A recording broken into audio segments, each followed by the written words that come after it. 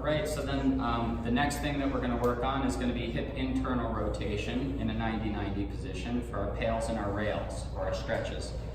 So hip internal rotation is accomplished through the back leg on a 90-90 position. How I'm going to accomplish it is to essentially leave my leg fully relaxed, to start with full slack in the position by orienting myself towards the front leg.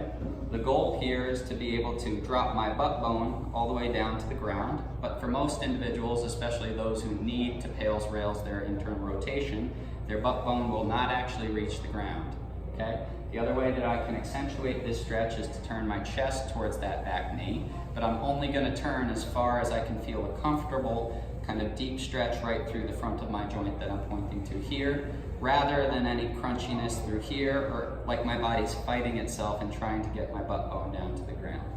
Once I've found a position I can relax into, I'll use my hands for support, okay? And I'm going to preset a tail tuck in, like I'm bringing my belt buckle towards my nose, before I start pressing my back knee down into the ground. I can use my back hand as a monitor for what is doing the pressing into the ground, and I should be able to feel two sets of muscles working.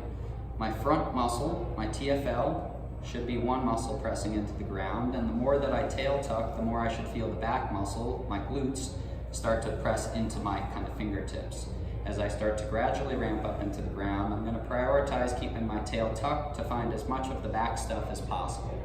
Okay, after a 20 to 30 second set, I can ease down on my tension and I can sink into it a little further.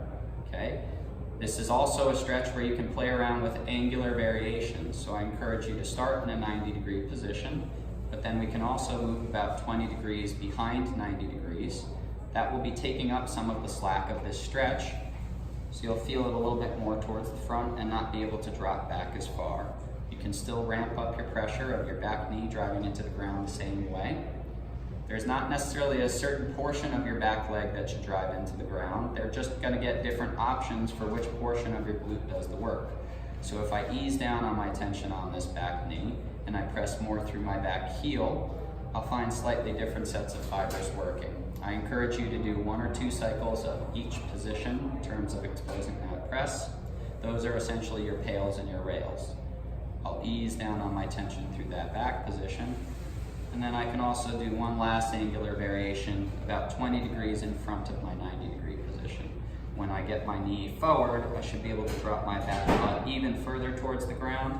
Nothing else will change. I'll still start with my press of my knee into the ground, ramp up over 20 to 30 seconds, and then I can also test out pressing the rest of the leg or the heel into the ground and hold for 20 to 30 seconds. Okay? As far as how many angular variations to use, ask your therapist or check in with your personal trainer who's been trained as an FRC specialist. Okay, thank you.